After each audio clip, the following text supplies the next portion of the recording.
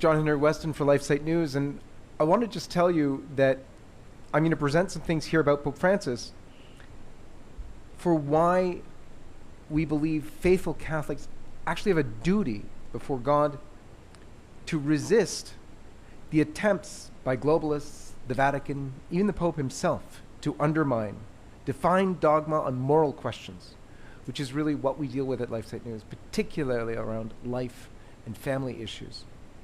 So from the very first moment of his pontificate, there was scandal.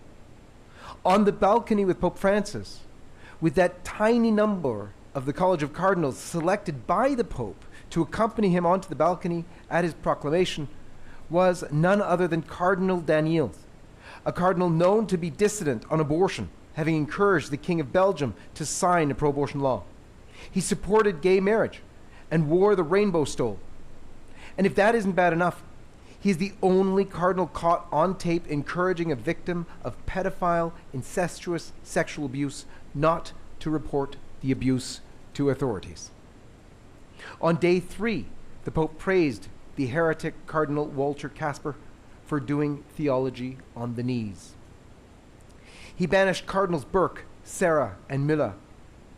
He banished the Franciscan Friars of the Immaculate, the order of priests who were responsible for offering more traditional Latin masses than any other order apart from the Fraternity of St. Peter itself. He publicly praised Italy's leading abortionist Emma Bonino and met with her so much that this former illegal abortionist turned politician and champion of abortion now speaks at Catholic churches.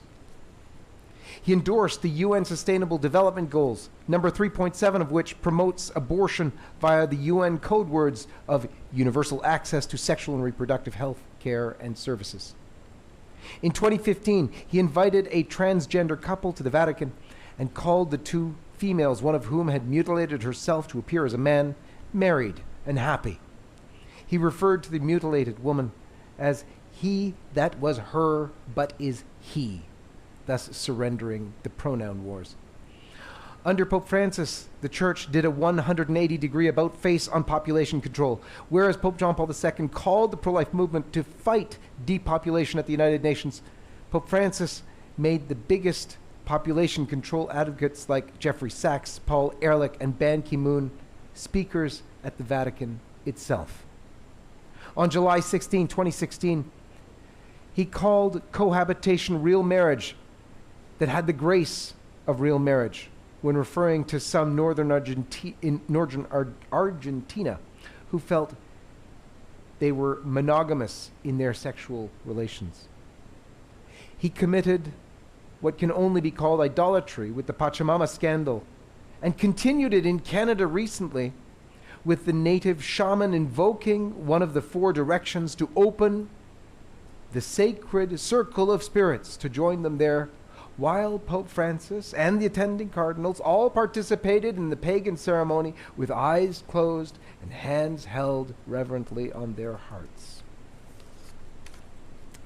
Pope Francis was asked about avoiding pregnancy in areas where Zika virus was prevalent. And he noted that contraception was not an absolute evil. Asked for clarification, the Vatican confirmed that Pope Francis was approving the use of contraceptives and condoms in grave cases. And in case that wasn't clear enough, the Pope has now permitted the so-called Pontifical Academy for Life to openly suggest a change to the Church's perennial teaching against contraception. But you know, some people might say that these are not official documents. The Church of the Church. They don't actually represent anything magisterial, and they can be ignored. Well, not so fast. First, there is Amoris Laetitia. And even when some tried to do mental gymnastics to interpret Amoris Laetitia in an orthodox fashion, Pope Francis made the heretical interpretation, allowing for communion for divorced and remarried couples, the official interpretation. And then, in a rather little-known passage in his 2018 exhortation called Gaudete et Exultate, Pope Francis teaches the opposite of what Popes John Paul II and Benedict XVI taught regarding the preeminence of abortion as an issue of moral concern. Speaking of immigration and abortion, but of immigration, he said, and I quote, this is a quote from the exhortation Gaudete et Exultate. Some Catholics consider it a secondary issue compared to the grave bioethical questions. He continued that a politician looking for votes might say such a thing is understandable, but not a Christian. He criticized those who relativize these issues as if there are other more important matters, or the only thing that counts is the one particular ethical issue or cause that they themselves defend. An absolute direct attack on pro-life Catholics. And in the latest apostolic letter, Desideravi, that addresses Holy Communion, the Pope said that all that was needed for the reception of Holy Communion is faith. That document was released on June 29th, the very day on which the most pro-abortion U.S. so-called Catholic politician in history, Nancy Pelosi, came to the Vatican and visited with Pope Francis and received communion at a papal mass. This must be seen against the background of Pelosi's bishop, Archbishop Cordileone, publicly issuing a decree noting that she must be denied Holy Communion after a decade of trying to convince her to amend her ways. The Pope openly bashed Pelosi's Archbishop, Salvatore Cordileone, as lacking a pastoral nature. So just recently, Tyler, Texas Bishop Joseph Strickland, Kazakhstan Auxiliary Bishop Athanasius Schneider, Dutch Bishop Robert Mutzerts, and retired Texas Bishop Rene Gracida have issued a document on the apostolic letter, citing it for, and I quote, contradicting the faith, and quoting the Catechism of the Council of Trent, which calls the notion put forward by Pope Francis in his letter heresy. Shall we not then join with these heroic bishops and the many learned priests, religious and laity who have begun to resist Pope Francis? In truth, if we care about the faith, if we care about the faith of our children, and truly if we care about the soul of Pope Francis, we must resist.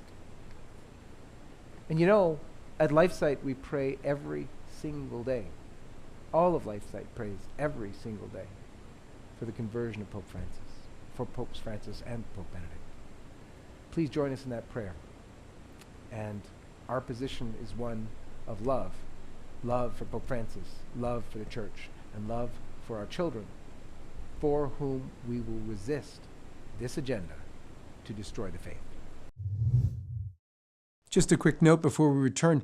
If you would like to stay up to date on LifeSite's coverage of the latest life, family, and culture news, subscribe to one of our many newsletters by going to lifesitenews.com/subscribe. And if you'd like to help us bring our truth-telling coverage to millions around the world, please consider making a one-time or monthly donation at give.lifesitenews.com. And now, back to the video. Timothy Flanders from 1 Peter 5. One of the most common ideas among non-Catholics is that Catholics obey the Pope. That's what we do. In fact, Bishop Burbidge recently in August said in his statement implementing Traditionis Custodes that fidelity and loyalty to the Holy Father is who we are as Catholics. So how do you respond to this confusion? We respond simply with,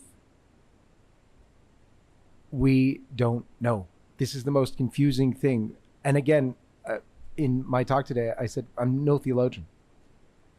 This is insanity. This doesn't make any sense. I remember I used to do apologetics when I was younger. My wife was evangelical Protestant. I remember saying to her, show me one time the church has ever in her 2,000-year history changed its teaching and I will become a Protestant. It's very similar to the statement, you know, if somebody wants ketchup with their fries and you say, well, is the Pope Catholic? This is bizarre. No one's saying that anymore because we're in the most confusing time. But we're also fathers. We can't help but defend the faith of our children. If Pope Francis were a pastor in a church and he invited Father James Martin to come preach next Sunday, and he told us cohabitation is real marriage and has the grace of real marriage, and he told us that in some cases, in grave circumstances, contraceptive could be allowed, and he told us that divorced and remarried Catholics could now come and receive Holy Communion, and he told us that, well, population control really is probably needed, we would leave the parish. We wouldn't hate the pastor. We would tell our kids to pray for the pastor because the pastor needs help. That's what we have to do. We're simple. I'm no theologian, but I am a dad of 8 children, and I will defend their faith. Hi everyone, this is John Henry Westen. We hope you enjoyed this video, and to see more like this, be sure to hit the subscribe button below to get all the latest content from LifeSite News. So check out our links in the description to read more, sign up for our newsletter, and connect with us on social media so that you can stay up to date with all of the latest life, family, and culture news. Thanks for watching, and may God bless you.